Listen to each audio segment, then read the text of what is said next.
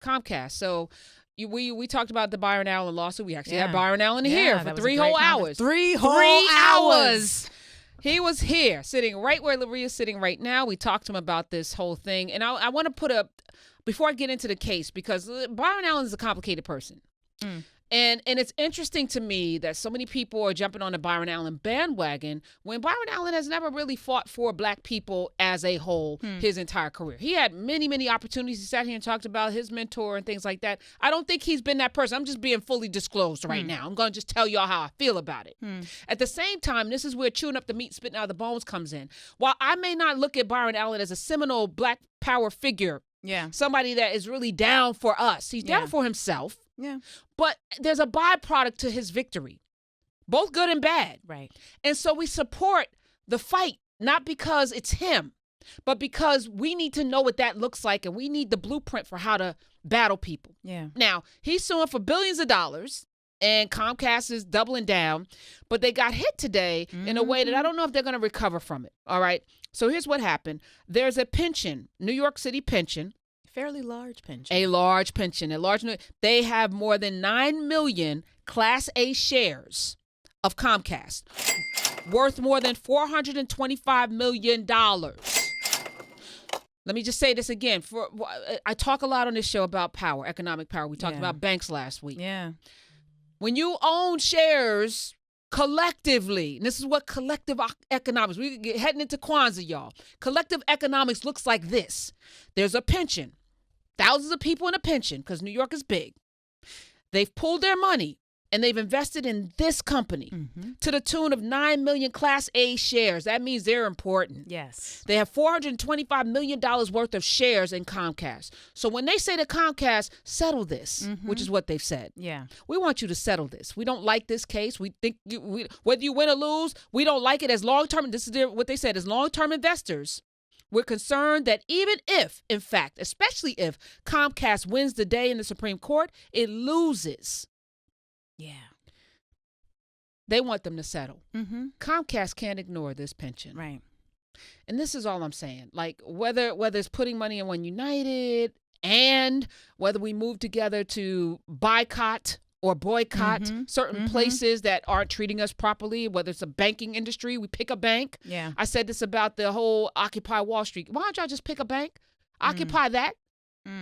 Occupy that one. Pick one bank because it's representative, because every other bank's like, oh, that could happen to us. All right, let's fall in line. We saw it recently. I saw it on the other side because I invest in stock. So Charles Schwab or one of them decided to make stock trading free. Now, I was going to switch my stock trading entity in January because they're charging me $4.95 a trade. Yeah. And I'm like, I got enough money for you not to charge me. So I called them. They're like, well, we'll reduce it to $3.95. And I was like, no, $0 is what I want. So in January, I'm leaving. So I cussed them out. Let me talk to your manager. Oh, this is okay. And then this one major entity said, free. Yeah. So guess what? Everyone now Right. So I got a letter. Oh, trading is free now. Right. Please stay. I'm still leaving. But this is what happens. Yeah. So all you have to do is target one. The rest will fall like dominoes. Right. But we got to do it collectively. Occupy Wall Street, y'all had the human mic. All you had to do was occupy one bank. You could have toppled all of the banks and make them do things, because that's power. Yeah. This one pension in New York. Yeah. Tell us why this is important. So, and I'm glad you asked that, because there was actually some conversation, at least on my timeline on Twitter, and I have not been able to be active on my social media spaces. So I dipped in today because I knew I was coming, and there were some folks who were essentially saying, even if he would, in response to this story, it's just a win for him. It don't mean nothing for us. Why y'all supporting and so proud of this, that, and the other. And one of the things that I think what you just said really solidifies for me is not knowing how systems works. How they work can be really detrimental to our ability to be forward thinking or to have the imagination to think about how to move that way. Jason Johnson and you had a conversation, Dr. Jason Johnson, you had a conversation about the white power sign that they were throwing up at the West Point graduation or the Army-Navy football game. And he said, this could be a protest, but this ain't a protestable thing. This is not an investigation thing. This is a find out who those kids are. No, find out who those young men are, because if they were black boys, they would be considered grown men. men. Find out who they are, what senators sent them there, target those senators, and aim your firepower there. That, to me, is an instructive and insightful use of collective power. This case with Comcast and Byron Allen, what they're essentially trying to do, Comcast is essentially trying to say that if you are going to say that there was discrimination in the business dealings, because if there cannot be discrimination in business deals according to the 1866 Civil Rights Act, Comcast is basically saying if you're going to say that we discriminated against you, you have to prove that the only reason you didn't get this contract is because of the race discrimination that you're claiming.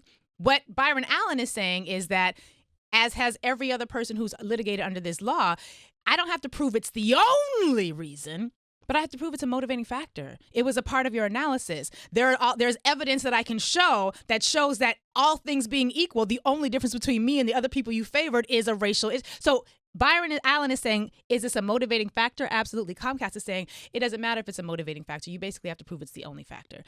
Someone like a Scott Stringer, the New York City, who is the comptroller of the city of New York. And that is no small position. People often say president of the United States and mayor and leadership of the city of New York are the most challenging positions in government because of the breadth and the scope of this. This city is the size of some nations.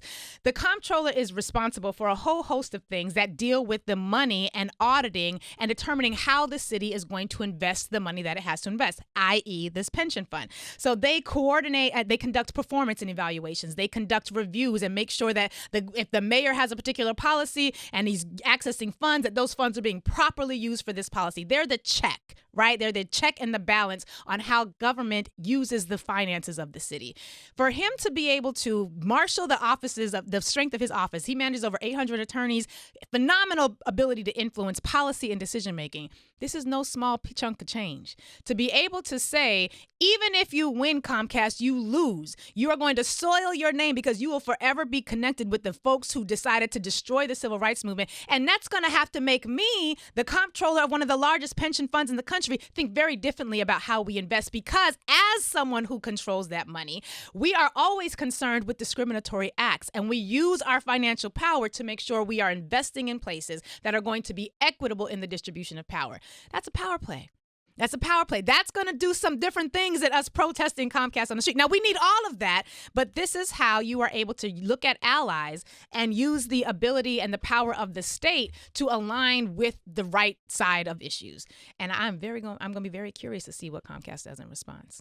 I have had the pleasure of sitting in some seats, and I know while protests are problematic, they're a nuisance.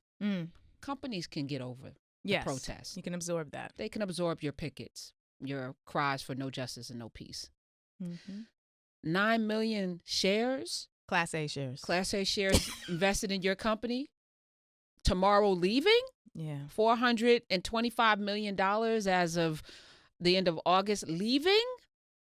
That's going to have an impact on your business and your bottom line and your ability to continue to, because you depend on those dollars to make decisions, to pay salaries, to decide what companies to invest in or not.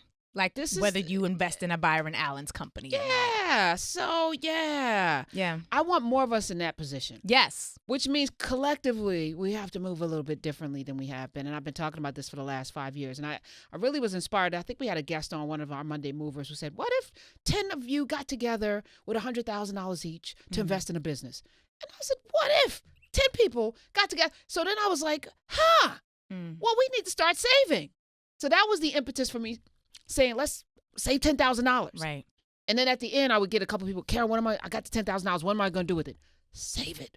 Hold on to it. Because opportunities come when you're ready for them. Right. How many of us have had an opportunity and was like, if we only had, fill in the blank. Man, if I only had this money, I could have. And then we scrape together and make some really bad decisions. We take out loans or we borrow money. And you're stressed. So you're not even making wise decisions with your bad decisions. And end up on our asses simply because we don't have the confidence of knowing that we actually have it. Yeah. What great thing would it be if you had saved the $10,000 and the $25,000 and then kept going, and you have right now $100,000 in your bank account. You and your other friends and relatives also have $100,000 apiece. 10 of you together is $1 million.